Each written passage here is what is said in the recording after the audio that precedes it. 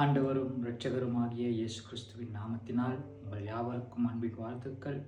இன்றைய நாளிலும் கூட நாங்கள் குருத்தோலை ஞாயிறு என்று நாங்கள் பாம் சண்டே என்று சொல்லுகிறோம். இயேசுவானவர் தம்முடைய வாழ்க்கையிலே எல்லாவற்றையும் செய்து முடித்துவிட்டு கடைசியாக நம்முடைய பாவங்களுக்காகவும் நம்முடைய மீட்புக்காகவும் கர்த்தர் சிலுவையிலே மரணத்தை அனுபவிக்கும்படிக்கு எருசலேமிலே தன்னுடைய ஜீவனை விடுவதற்காக அங்கே வருகிறார். வேதத்திலே நாங்கள் ஒரு வார்த்தையை பார்ப்போம்.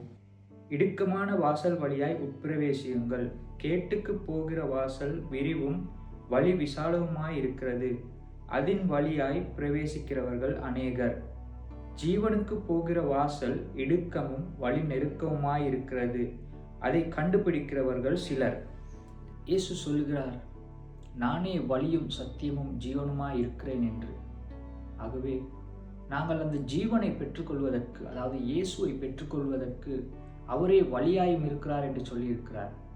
அந்த வழி ஒரு விசாலமான வழி அல்ல, அது நெருக்கமும் இடுக்கமுமான பாதை என்று சொல்லப்பட்டிருக்கிறது. இன்று அநேக ஜனங்கள் கிறிஸ்துவுக்காக பாடுபடுவதை இன்று அநேகர் அதை வீண் என்று எண்ணுகிறார்கள், அதை வெறுத்து தள்ளுகிறார்கள், அதை ஒரு அவமானம் என்று கருதுகிறார்கள்.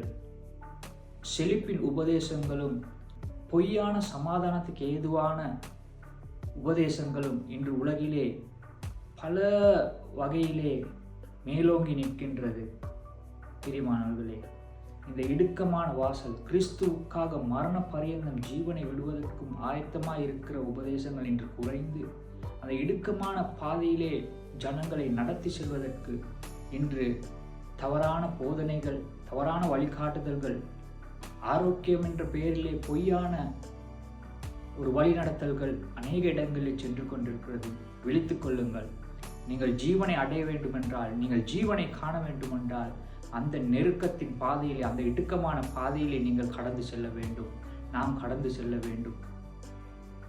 ஆகவே அவரே வழியும் சத்தியம் ஜீவனுமாய் இருக்கிறார் என்று சொல்லப்பட்ட அந்த வார்த்தையின்படியாக கர்த்தர் இந்த இடுக்கமான வாசல் வழியாய் உட்பிரவேசித்து அவர் அந்த ஜீவனை பெற்று 3ஆம் நாளில் உயிர்த்தெழுந்தார்.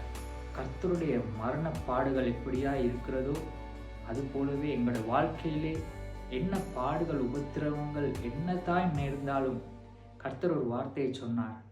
உலகத்திலே உபத்திரவம் உண்டு, ஆனாலும் திடன் கொள்ளுங்கள், நான் உலகத்தை ஜெயித்தேன் என்று சொல்லுகிறார்.